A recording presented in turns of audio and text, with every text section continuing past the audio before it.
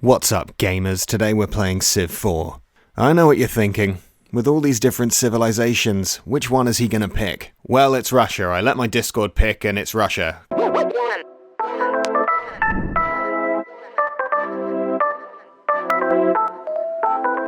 Meet Catherine. She's great, she's Russian, and she knows how to make an entrance. In 4000 BC, she gathered together everybody who already spoke Russian and founded the city of Moscow. Once the city was completed, the first thing Catherine did was rename it to Grape Town, because there were grapes nearby and I'm running out of ideas. Her advisors suggested training some scouts to explore the world and find any nearby civilizations.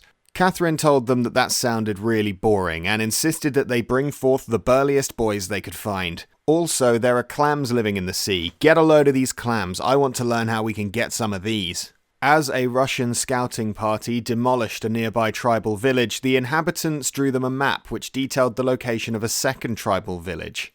2 things, tribal villagers. 1, don't be a snitch. And 2, thank you, that's very helpful, sorry about your huts. As the city of Grapetown grew and prospered, Catherine noticed that there were pigs living nearby. Perfect, she exclaimed. These will serve as an excellent allegory for Stalinism. Somebody put up a farm around these pigs right now. More news came from the west as the Russian scouts discovered the French. Catherine was confident that they would pose no threat. By the way, small hint for Napoleon if you're watching. If there's a nickname you don't like, don't introduce yourself with it when you meet people. That's just weird. Now that the Russians understood fishing, it was time to look into animal husbandry so they could learn how to marry these pigs. With her unit of warriors complete, Catherine checked some military stats and discovered that there were bears nearby. Keep this quiet, she told her advisors. We don't want people to start associating Russia with bears. Let's focus on the positives. We have a fishing boat, we're gonna get some clams soon. The lands to our west belong to the bears. Do not let anyone find out about the scouts that just got killed. The scouts in question were swiftly avenged by the Russian army, in a battle so inspiring that it indirectly led to the foundation of Buddhism. Rumors also began to spread through Russia that 2 units of warriors were standing on the same tile. This was most likely a fabrication. You can't fit 6 men on one field. One thing's for sure though, those 2 units of warriors did a good job of fighting off some barbarians. They were also good at exploring.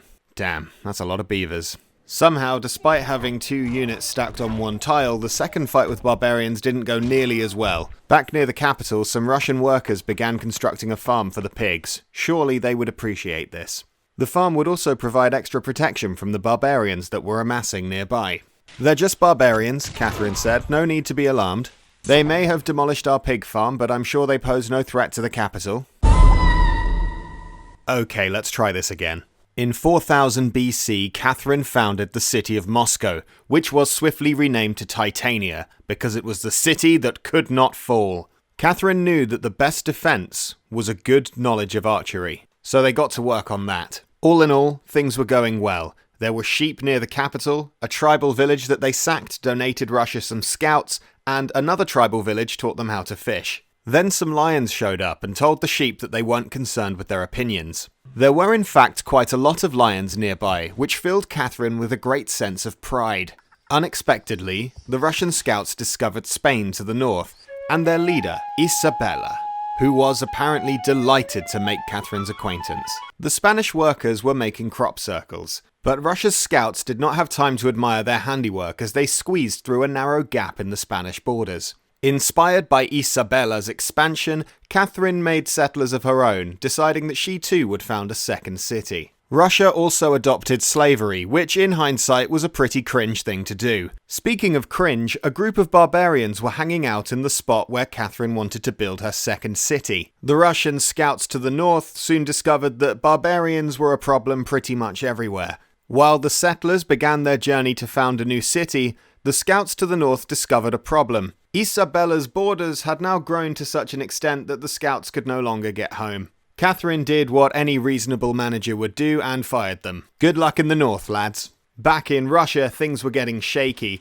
The settlers and the archers that had accompanied them were wiped out by barbarians. An ensuing barbarian invasion was just about fought off because the city of Titania cannot fall. As Russia entered the classical era, things were looking up. The Bronze Age equivalent of Watch Mojo ranked Russia as the 7th greatest civilization on Earth. And as barbarians closed in once again, the people of Russia were confident that the city of Titania could never Okay, we're gonna do this one last time. In 4000 BC, there were some Russians. They lived near sheep, cows, lions, wolves, horses, barbarians, and the Spanish. One day, while they were getting slaughtered by people who literally live in the woods, the Russians also encountered the Milanese. The Milanese leader asked Catherine whether her entire military had just been wiped out by that one unit of archers. Catherine replied that it would be fine. She was dedicating all of her time to building up a military to counter the barbarians. 1 unit of archers, she said, is not nearly enough to topple the glory of Russia. 2 units might do it, though. Let's go!